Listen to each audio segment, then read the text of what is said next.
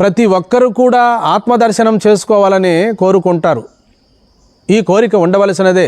ఇది ధర్మమైనటువంటి కోరిక. అయినప్పటికీ కూడా మనము సద్గురువులను చెంత చేరాలి.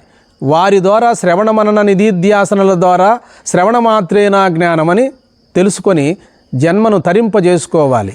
అయితే ధ్యానము, యోగము, జపము, పూజలు ఇవి సరాసరి ఆత్మజ్ఞానాన్ని ఇస్తాయని చాలామంది భ్రమపడుతున్నారు.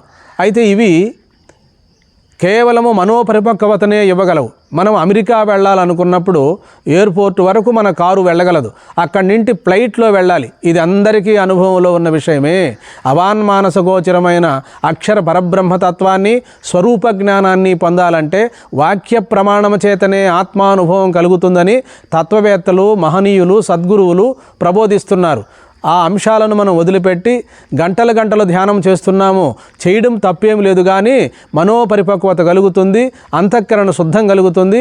తర్వాత కూడా నువ్వు తెలుసుకోవలసిన విషయం ఏమిటంటే పరోక్షముగా మహావాక్య విచారణ నీవు చేయవలసి ఉంటుంది, శ్రవణం చేయవలసి ఉంటుంది.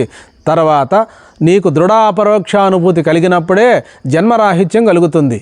ఈ అంశముల యందు ఏమాత్రము సందేహం లేదు.